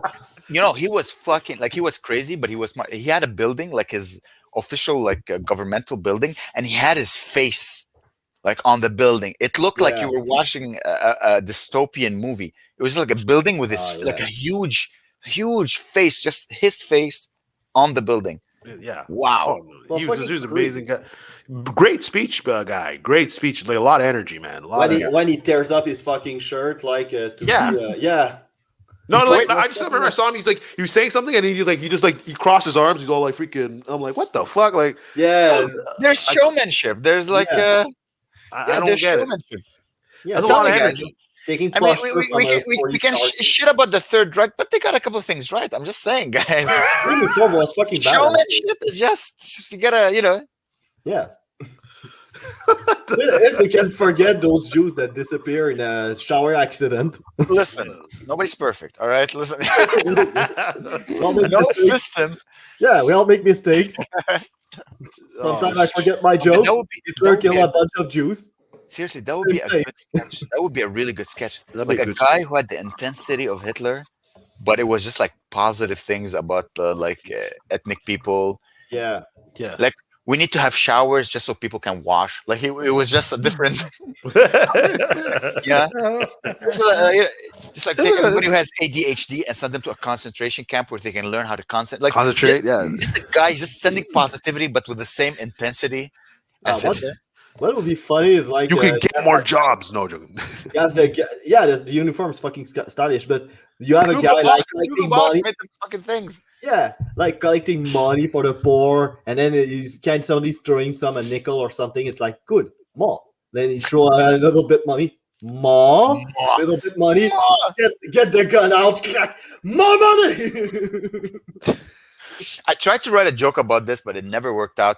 You know, like how people like can say, gay people appropriated the rainbow. Black people now like appropriated the N-word.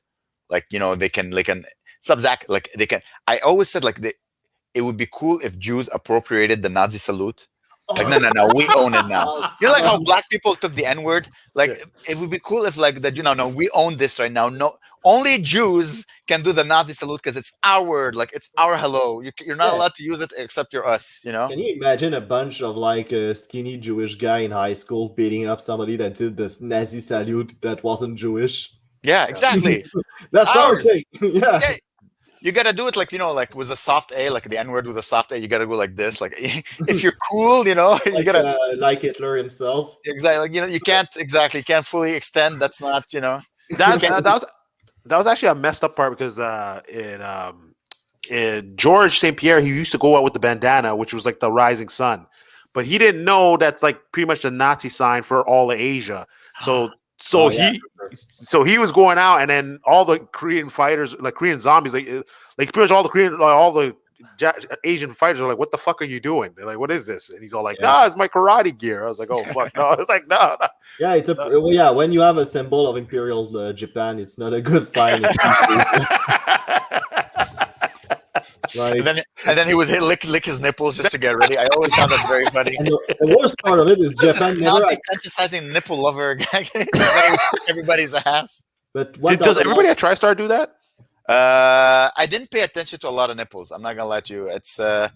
I don't think so. I think I think he did it because it's funny. Like it got people talking about him. He's a very smart guy. Very smart guy. I figured out you were on Mosh and he wanted to see your reaction while he was doing this. Dude, my best mushroom stories. I hope nobody from TriStar is watching this because I think I'm never going to be allowed to go back in. Okay, so fan base. Go on. I just want to say, as I said, they got me out of my depression. They helped me become a better person. I love them and I respect them. But I enjoy taking mushrooms before taking every class. That's all I'm going to say. The first half of what you said kind of sounds like somebody that went into a cult. Listen, comedy is a cult. Everything you're fully obsessed with, you're just gonna create your own cult. Anyways, so one day I take mushrooms, and the class was late for some reason, and I was just like, because we used to take our boxing class in another room, and then you had the mats with the octagon, and I walking, and there's like this humongous guy, and I'm talking humongous. Like he looked like an evil cartoon. Like he looked like he was drawn by DC Comics. So bulky, it's impossible. Huge shoulders, huge arms. And he was with Firas. Black guy? We'll get there. He was with Firas, and he was with another one of the top trainers there, and he was like hitting the pads in the octagon, and everybody was sitting on the mats and they're watching him and they're studying. And I was high as fuck, right? So instead of like sitting on the mats as everybody, I was just like this close from the octagon, like grillage. No. And it was just, I swear, I was just I think I had drool coming out of my mouth. It was just, I was in awe of this human machine. I'm like, what? Like everybody was sitting respectfully, a couple of meters away. I was this close, and he was like, hitting the bag, and he was like this from me. And I was, and turns out, and I asked people, I'm like, who is this? I'm like, this is Vitor Belfort. You don't know who's Vitor Belfort? Oh shit, that's fucking cool. Oh shit, yeah, he did train there for a bit. Oh, that's fucking cool, man. And it was just another, another mushroom story. He's probably like, what the fuck is this? What is that? I was, you don't realize how humongous professional athletes are when you, it's like when you meet a professional, professional football player for the first time, they're like 6'7", 300 pounds of pure muscle, just humongous. Yeah. And you're like, these are humans too, Crazy. No, but like the thing was Vitor, when he was on TRT, that's when it was like like you saw him when he was at his huge, like he was just fucking. He's like, I need the testosterone to keep my levels up. It's like, no, you're taking way too much, bro. You're taking it's crazy. Like it's crazy. They look like GI Joes. Like it's I'd fight Amer for $50. Why, Zach? Why? I mean, I would destroy the winner you, gets Zach. Rogaine. Who's that? What is a Rogaine? That's for your hair. Because I think we're both losing our hair, and I suggested he start using Rogaine just to help him out a little bit. But me too, I think, just shave a ball. You're not losing your hair, bro. Dude, I used to shave my head. Didn't you hear my jokes about Jews could take back the Nazi salute? I can't do these jokes with a shaved head. I tried. It doesn't work. They're taken as statements instead of being taken as jokes. You understand? I can't. No. I prefer to have like a fucking nice crown than to have the shaved head. Okay. Plus, then they know. I'll just look like a ball of flour, like a. What do you call this when you make bread? What's the dough? I look like a ball of dough. If I shave my head right now, I'll look like a ball of dough. It's okay. You got a bald guy. Hey, we should salute now, Joe.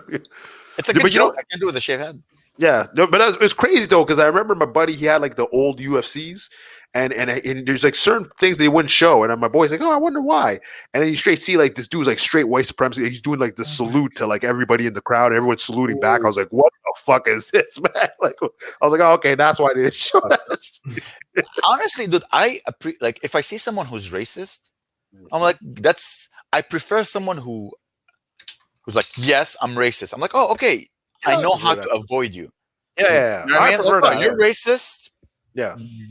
That's your belief. I'm not going to your house. I know. Exactly.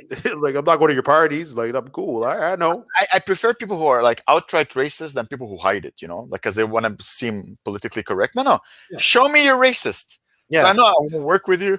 I won't hang out with you. Show me your racism. I'm fucking cool with that, you know? Yeah, I don't like the blending of like. That's all we do. Like making sure that nobody's demonstrate any racist views or anything. But that's worse because now they do it in a more sneaky way.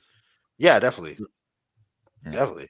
But I find this whole movement is like slightly, you know, people are going back to, like, that's the good thing about Trump is that he brought back, people are not afraid to show their colors, you know? Yeah. Like if they're racist, they're like, fuck it, we're gonna show that we're racist.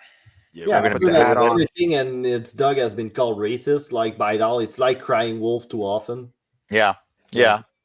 Now you see actual. Oh, sorry, man. For a second, I thought Claudio was drinking from like a cup with the not the Union flag. What do you call it? The flag of the South of America? No. It's a Habs cup. The Confederate flag. I thought it was a Confederate flag for a second because, like, if you I was twist like, oh shit. twist it just a little bit, just a little bit. Show the cup again, Claudio. Yeah, and then like hide the Habs cup. Yeah, give me a sec. Yeah. I saw this. I'm like, okay. is that like a Confederate flag? See, he only drinks water from a Confederate flag. The Confederate Italian does it. God damn.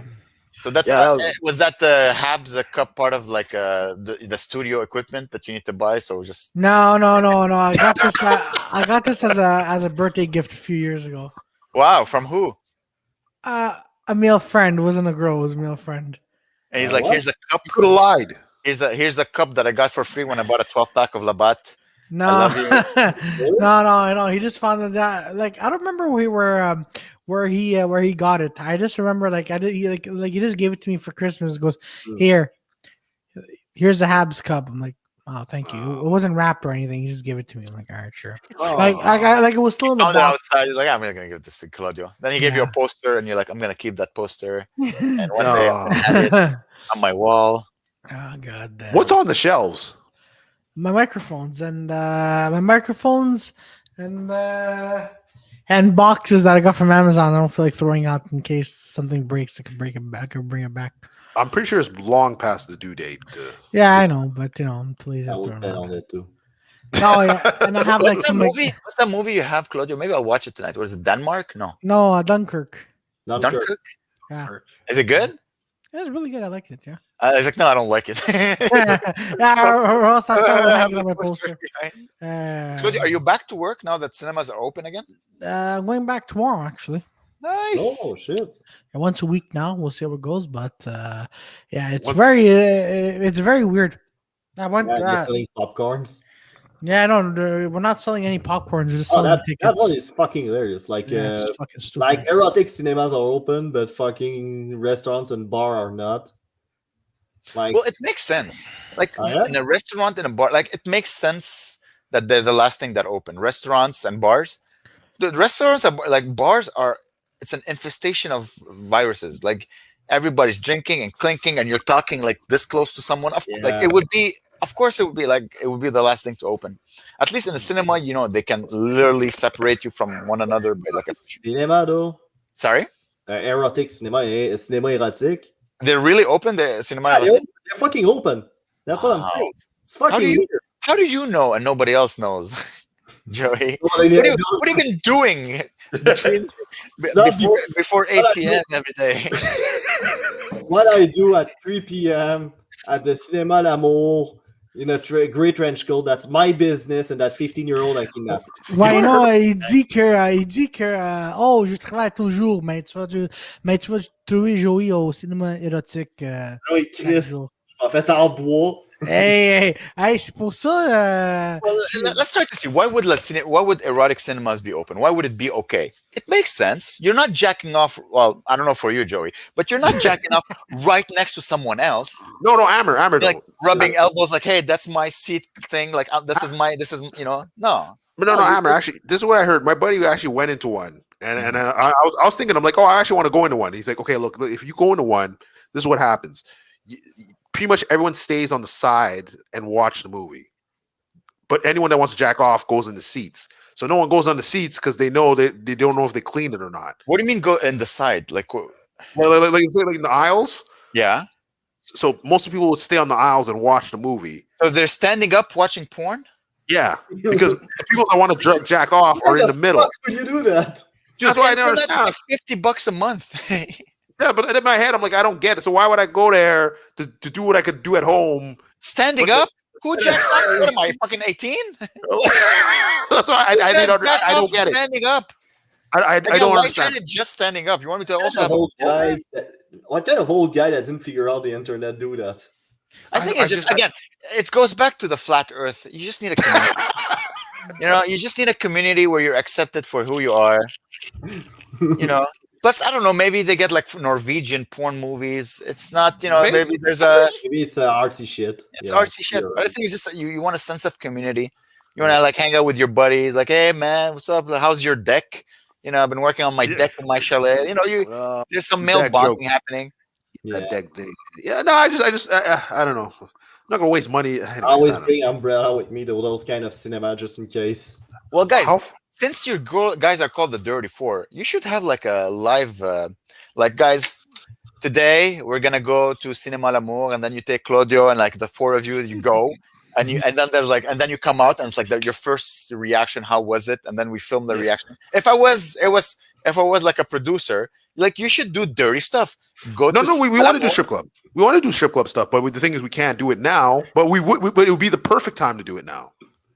They're not open. No, why? Anything? You can't film inside. So it would be like, guys, we're going to this place. Yeah, then maybe you have a little education, like, okay, the history of strip clubs in Montreal. We decided that eating smoked meat while watching girls dancing. Yeah, and then you would and then the initial reaction when you guys come out, and you're like, so how was it? And then you would interview Claudio, and Claudio would be like, I liked it. It was good. It was really nice. I meet a couple of friends. His price.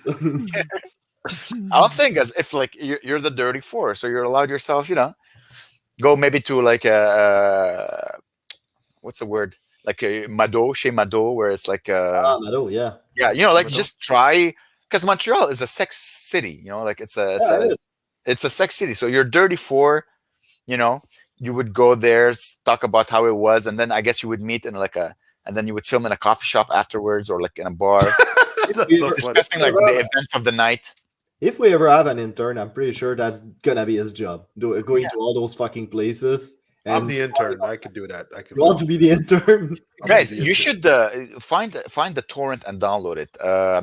Dave Attell, I think he used to have a show called, I think it was called After Dark, but I don't remember. Oh no, Insomniac. He used to have a show called Insomniac. Yeah. And basically he couldn't sleep, right? And he was a comedian, so he'd go to sleep at 6 a.m.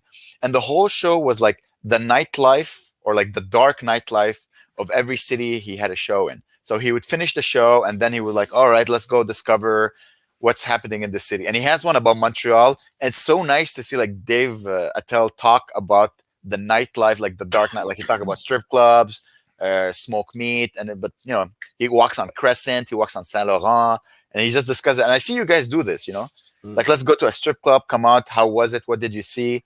Funny stories that happen. You can't film inside, of course, but like from the outside. That could be interesting. That's a nice concept.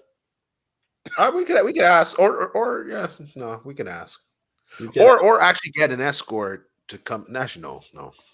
We gotta have an escort and that'd be interesting. Yeah. Well, guys, I have something to tell you. If in case you're wondering how I've been paying my rent. You listen, your girlfriend already yelled at you for the other thing. You don't want your girlfriend yelling. J'aime les pipis dans mes mouths, guys.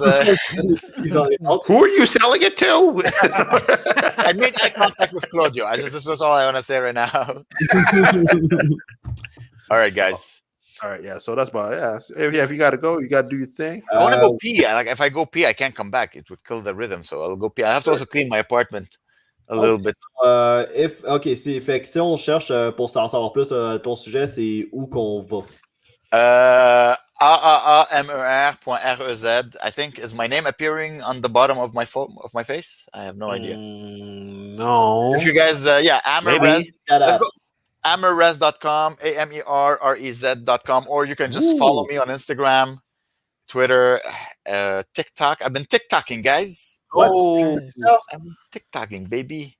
Hey. You had like the two fucking galaxies like colliding, and you come on yourself. Oh, that's fucking hilarious. Oh, it's not come on myself. It's my balls. Like when you sit. When you cross-leg and the balls. All right. All right, this one didn't get many views, but like I have 2 others that got like 6,000 views each, so that's pretty good. Is that the one, the hammer one? When they're hammering, they're like freaking. That's pretty fun.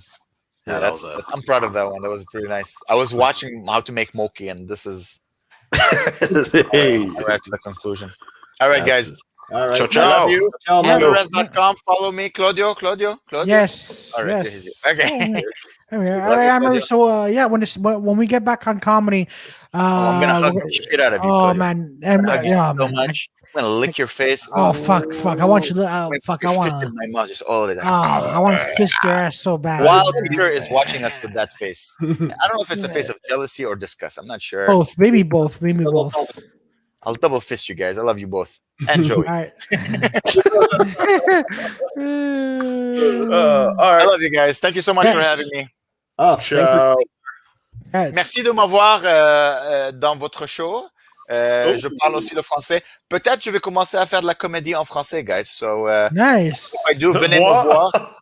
Venez me voir et venez m'applaudir et rire de mes blagues. Et rendez-moi un millionnaire parce que c'est ça qui se passe au Québec, on dirait. All right, salut, man.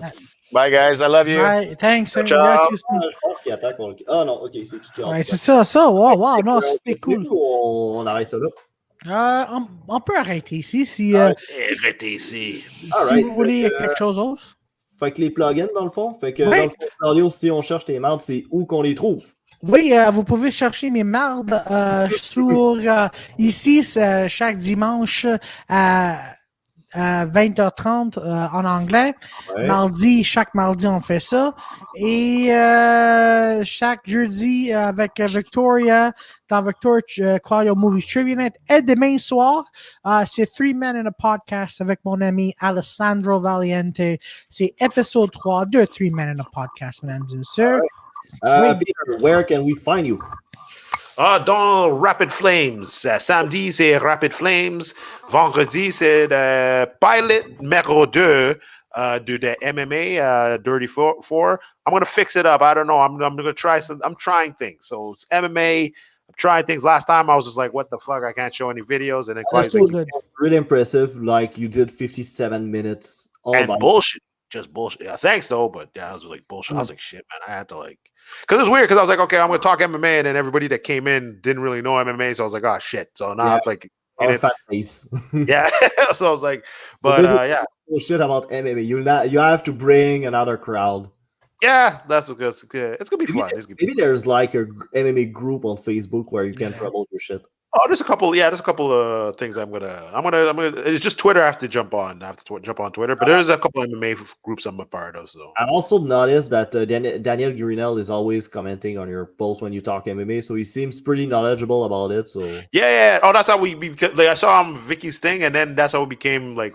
That's when we started talking more. Yeah. We talk him and a couple other guys, like we talk a lot about it. But so I'm like I'm gonna start bringing, because I want like other MMA stuff going on, and then soon the anime will come in. But for now, just MMA. But I'm gonna do more fight clips, more knockouts, more whatever interviews. I'll try to see what's good for YouTube, and then we'll figure that out. And then Oreo podcast right after that, 8:00. Yes. 8:00. Deux podcasts back-à-back, ça, c'est vraiment nice. Back-to-back. So 6:00, pilot number 2 MMA, Oreo podcast at 8:00. Saturday is, Saturday we will do IG live. We're just going to look at IG girls, so IG models, Instagram models, and then we're just going to rate them, see if we like them or not. I mean, that's pretty much, we're just looking at ass all day, and then we do the podcast, and that was about it. Awesome shit. So, pour moi, ben, j'ai un nouveau site web. C'est, à date, il est juste en anglais. C'est joeylaflamme.ca parce que c'est vraiment inventif comme nom. Samedi, j'ai toujours le Saturday Afternoon Podcast. C'est à 2h30 de l'après-midi. Cette fois-là, je vais avoir Nikos Pediktakis avec Luigi Costanza. Je devrais commencer à faire de la promo dès demain soir. Fait que à chaque mardi, on fait le podcast francophone, franglais en tout cas, de Dirty Sanchez. C'était à 8h, fait que essayez de ne pas manquer ça si vous venez juste le pogner. Généralement, on fait 1 heure, mais avec Amer, ça a duré quasiment 2 heures, ce qui est vraiment une bonne affaire. Dimanche, c'est dimanche qu'on a Brittany Drisdale.